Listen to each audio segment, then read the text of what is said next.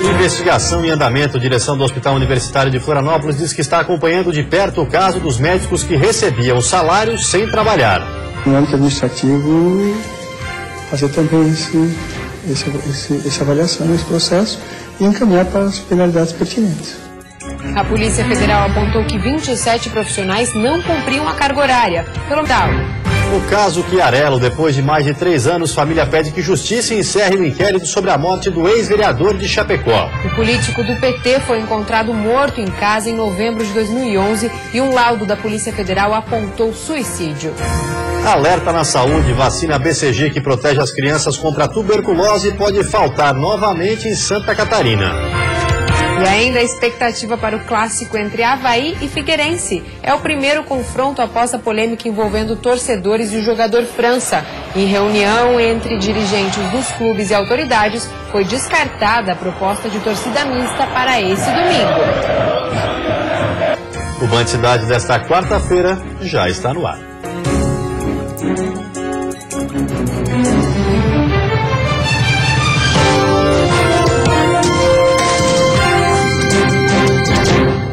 Olá, boa noite. Olá, boa noite. Depois de 3 anos e 7 meses, a Justiça encerrou o inquérito sobre o ex-vereador Marcelino Chiarello. A família quer que o inquérito seja encerrado sem a definição de causa-morte.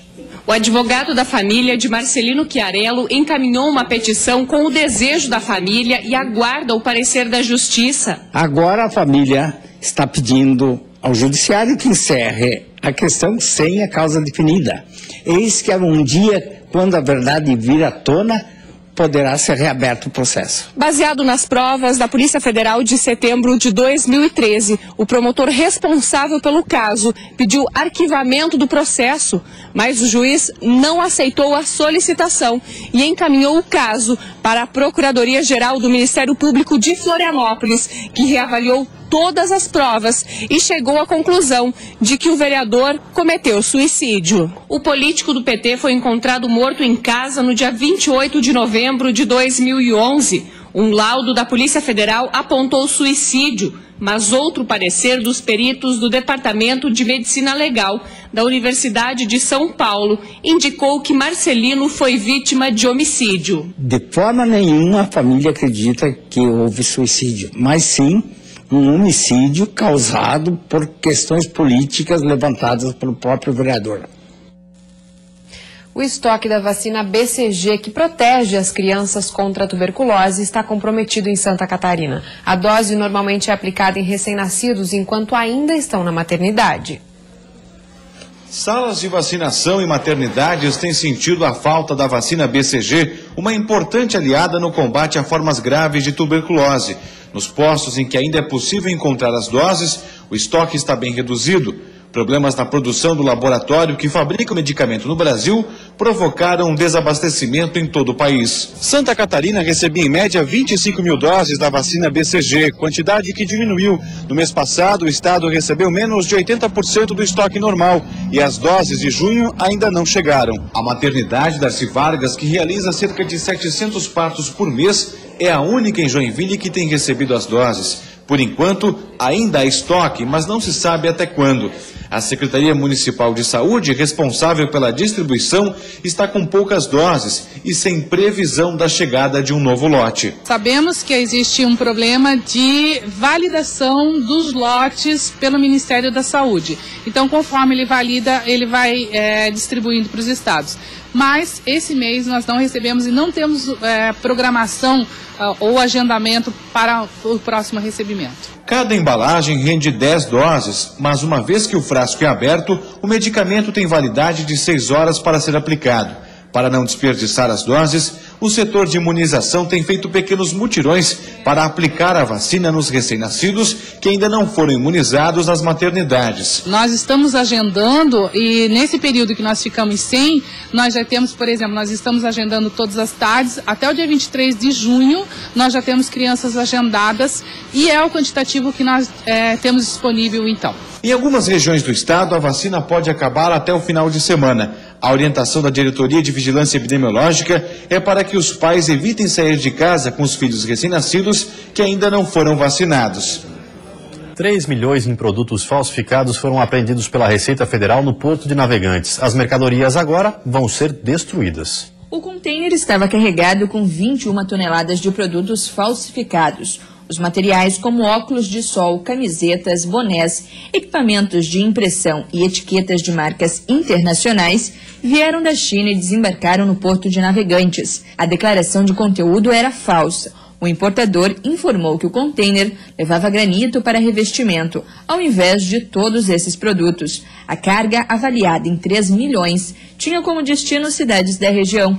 A operação deflagrada esta manhã pela Receita Federal contou com a fiscalização do Ministério da Agricultura. A apreensão já tem um destino certo. Será destruída nos próximos dias. E a seguir, radar meteorológico do Alto Vale do Itajaí deve voltar a funcionar nos próximos dias. E ainda qualidade e bom preço. Começou hoje na capital mais uma edição da Feira do Mel.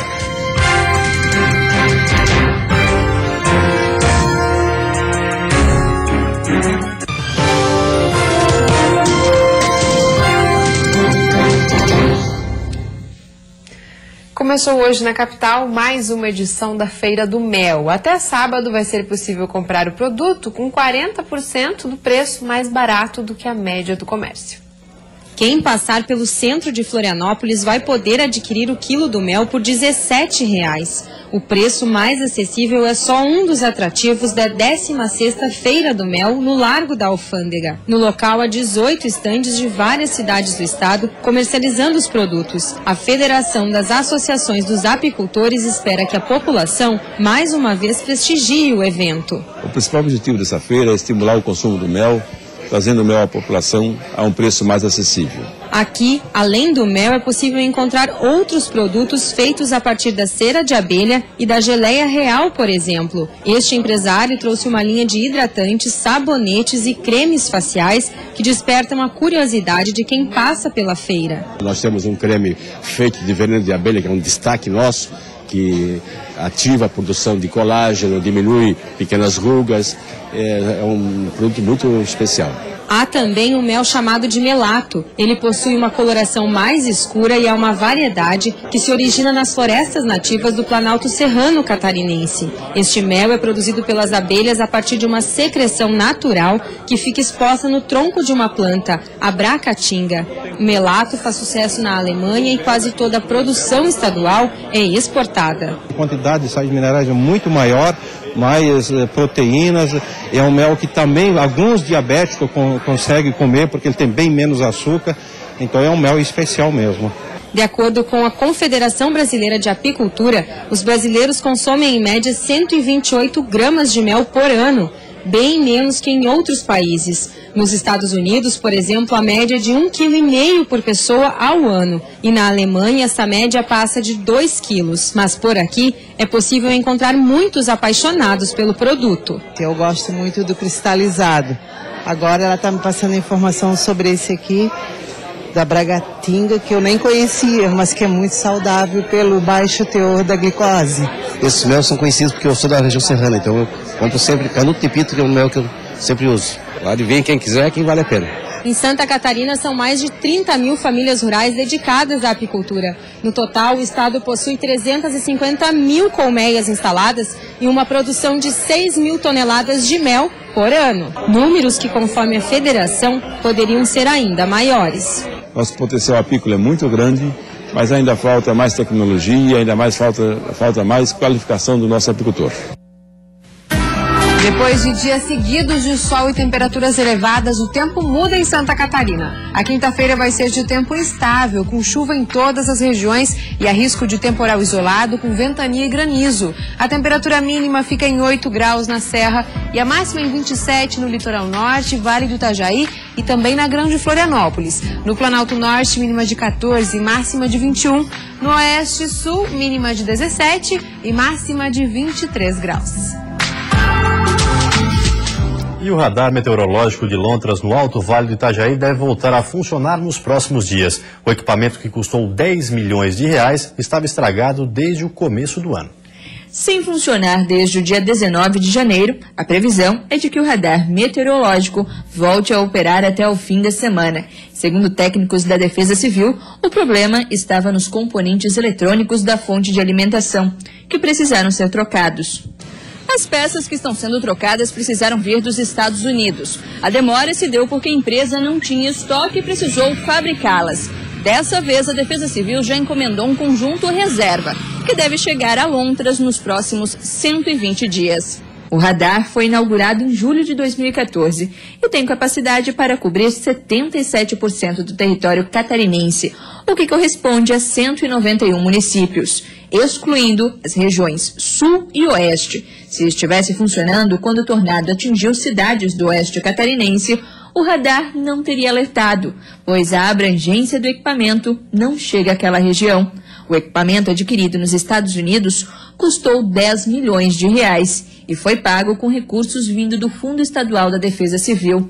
Ele pode prever eventos climáticos que irão atingir a região de cobertura com até 3 horas de antecedência. Com o preço da energia elétrica tão alto, um projeto na cidade de Erval do Oeste deve dar fôlego aos produtores rurais. A medida, se sancionada, prevê isenção da COSIP e alíquotas mais baixas. O projeto beneficia os proprietários rurais que estavam pagando pela contribuição para custeio do serviço de iluminação pública, COSIP. No entanto, não utilizavam do serviço. A aprovação na Câmara de Vereadores foi por unanimidade. A gente tem que trazer de conhecimento de todas as pessoas que a COSIP ela não só auxilia a lâmpada na frente da sua casa, mas sim de toda a cidade. Então acho que tem que ter o bom senso sim, de contribuição. Por isso que a gente foi feito esse projeto para algumas faixas de consumo, para que possa também manter uma qualidade na iluminação pública da cidade, que isso gera segurança pública, isso gera tranquilidade para as pessoas e todo mundo vai ter essa iluminação para ser utilizada. Então acho que é importante a gente ter o bom senso que a COSIP auxilia em toda a melhoria e a manutenção da iluminação pública na nossa cidade. Com a aprovação, estão isentos do recolhimento da taxa de iluminação pública os residentes nas propriedades rurais com consumo de até 200 kW mensais, o que representa aproximadamente 50% do total de moradores do interior do município. Já o restante dos moradores da área rural serão também beneficiados com a redução das alíquotas desse serviço.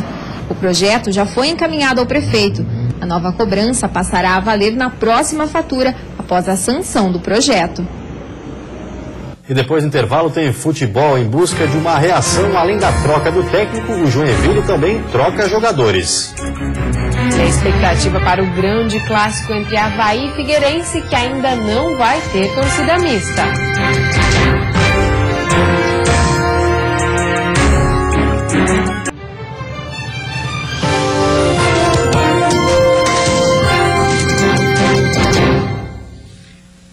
Agora o futebol, na lanterna do Campeonato Brasileiro, o Joinville busca a recuperação na tabela. Hoje a diretoria apresentou 2 novos jogadores e anunciou reforço na alimentação dos atletas.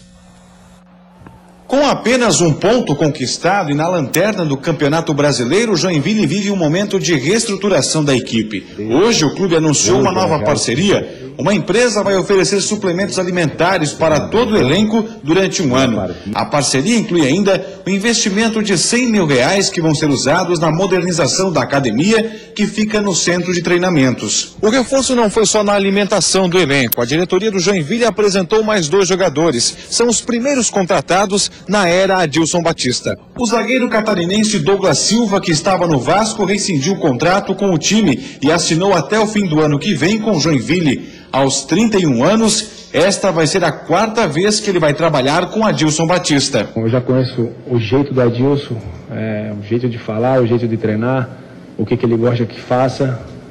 Eu acho que sair na frente dos outros jogadores, eu acho que não. Acho que você tem que mostrar no dia a dia, né, seu potencial. O outro jogador é Marion, que pertence ao Atlético Mineiro, mas estava no futebol árabe. Ele vem com a responsabilidade de melhorar o aproveitamento do ataque tricolor.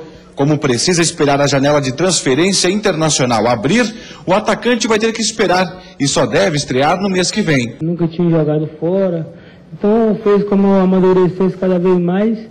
E a escolha do Joinville foi o time que ofereceu melhores condições de trabalho, o pedido do professor, então isso me interessou para mim poder vir para cá. Com a chegada de novos jogadores, o clube também prepara uma lista de dispensa.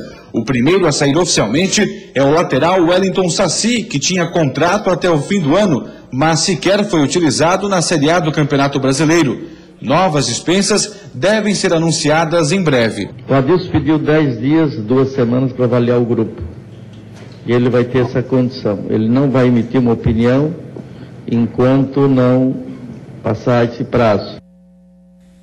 Avaí e Figueirense se preparam para o grande clássico de domingo na ressacada pela Série A do Campeonato Brasileiro. Mas a proposta de torcida mista vai ter que esperar.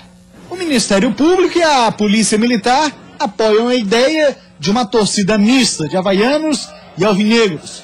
Mas por falta de tempo para planejar a segurança dessa iniciativa, ela só deve acontecer mesmo no jogo do Orlando Scarpelli, no retorno da Série A. Enquanto isso, os times aceleram a preparação para domingo. No Avaí, a expectativa é se o técnico Gilson Kleina vai usar o mesmo esquema tático da vitória contra o Goiás, com 3 zagueiros. E apesar da grande ansiedade pelo primeiro clássico na Série A deste ano, o goleiro Wagner prefere manter a cautela. Para ele, a principal conquista será os 3 pontos que estarão em jogo. Fica mais fechadinha a casa ali, né? A gente foi fechar a casinha lá atrás lá para evitar de tomar o gol e jogamos por uma bola contra o Goiás. Agora dentro de casa a gente vai ter que sair pro jogo e mostrar diante da nossa torcida que a gente quer ganhar o jogo. Então eu creio que o professor vai vir uma estratégia de jogo ali. Já não podemos contar com o Antônio, que está suspenso, mas eu creio que da forma que entrar a gente vai tentar fazer o melhor para tentar sair com a vitória.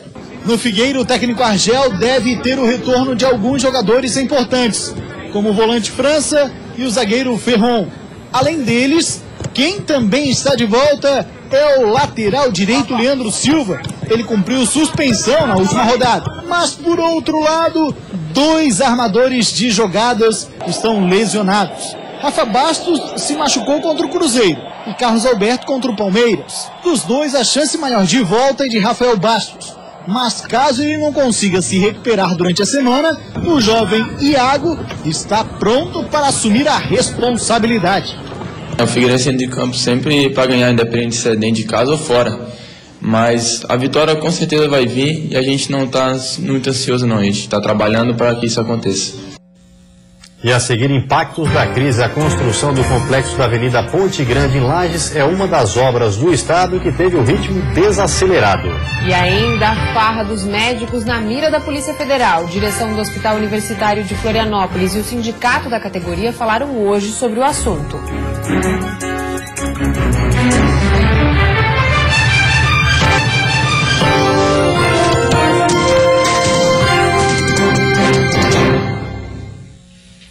A direção do Hospital Universitário de Florianópolis e o sindicato da categoria comentaram hoje o caso dos médicos que recebiam altos salários mesmo sem trabalhar.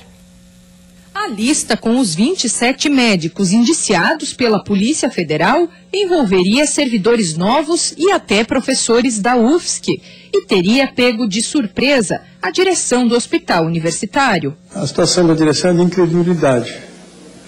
Eu tenho a expectativa que essas pessoas vão conseguir em juízo demonstrar que vinham trabalhando.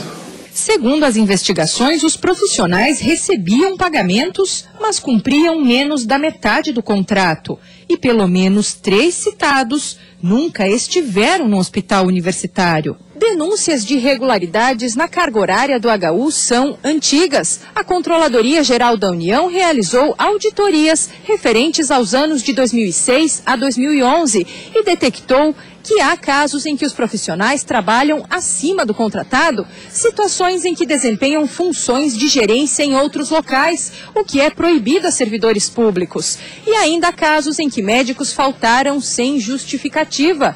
Para resolver o problema, o Ministério Público Federal determinou a instalação de um registrador eletrônico de ponto até o final do ano que vem. E a Justiça Federal já sinalizou que pode determinar o ressarcimento dos prejuízos causados aos cofres públicos. Com salários entre 16 e 25 mil reais por mês, o rombo calculado pode ter chegado aos 36 milhões em 5 anos. A direção do hospital controla hoje os horários de entrada e saída dos 1.300 profissionais, entre eles mais de 300 médicos, com folhas ponto preenchidas à mão, mas confirmou que vai punir os envolvidos caso se confirmem as suspeitas. Vai abrir processos administrativos internos, chamado PAD, para no âmbito administrativo fazer também essa avaliação nesse processo e encaminhar para as penalidades pertinentes. Já o Sindicato dos Médicos de Santa Catarina, que representa mais de 6 mil filiados, considera que o caso é pontual e que dificilmente pode resultar em cassação dos registros profissionais, mas concordou que a falta dos médicos ao trabalho prejudica a população. Qualquer profissional, que seja, que tenha deveres e que não cumpra e que o poder público o remunere, nós estamos cometendo um ato inadequado e não medimos em torno de C1, C10 ou 27. Obras executadas nas cidades catarinenses começam a perder força por causa da crise econômica. Em Lages, a maior obra da região teve o ritmo desacelerado por causa do atraso nos repasses de verba do governo federal. O complexo da Avenida Ponte Grande está sendo executado em Lages desde 2013, mas a partir de novembro do ano passado, o ritmo começou a diminuir. Neste ano, a situação se agravou e nos locais onde a obra estava sendo executada, não se vê ninguém trabalhando. Fazendo anos já, porque a gente vê eles caminhando aí, mas trabalhar mesmo não vê ninguém. Inclusive carregaram as máquinas que paravam lá, até tinha uma casinha aqui, levaram embora. A gente vê alguém para lá e para cá, mas trabalhar nem com uma pá na mão já não vê ninguém, né? O secretário de Planejamento explica que a empresa sul-catarinense responsável pelas obras foi procurada. E, segundo ela, a crise econômica está afetando diretamente o andamento dos trabalhos. De acordo com a empresa sul-catarinense, os repasses do governo federal para pagamento dos serviços executados, que antes levavam até 30 dias para serem liberados, têm levado agora até 150 dias, o que acaba inviabilizando os trabalhos. Crise essa que também fez com que a empresa que estava supervisionando e gerenciando as obras encerrasse o contrato com a prefeitura. A obra já vinha com alguma defasagem, mas sempre anunciamos que a Ponte Grande prevista para executar em 24 meses, isso era um excesso de otimismo. É uma obra desse porte, que, com toda a complexidade dentro do meio urbano, não se faz esse prazo. Mas era previsível. Só que não era previsível que enfrentaríamos uma crise no meio do percurso. O complexo da Avenida Ponte Grande é a maior obra da região serrana. O prazo para sua conclusão era abril deste ano. São mais de 57 milhões de reais de investimento. A obra de saneamento básico vai contemplar 14 bairros. Cerca de 200 famílias serão realocadas para as unidades habitacionais que estão em construção. Por enquanto, o projeto ainda não saiu totalmente do papel. Mas, segundo o secretário, uma nova licitação para contratar a empresa de supervisão e gerenciamento será realizada na semana que vem. Além disso, a empresa sul-catarinense se comprometeu a retomar os trabalhos. E antes de encerrarmos, vamos ver como está o trânsito ao vivo aqui na capital. Você vê imagens das pontes que fazem a ligação entre a ilha e o continente. Movimento intenso, mas fluindo bem em ambos os sentidos. Na Grande Florianópolis faz 23 graus nesse momento. E você fica agora com o Jornal da Band. Uma ótima noite a todos e até amanhã. Uma boa noite para você, até amanhã.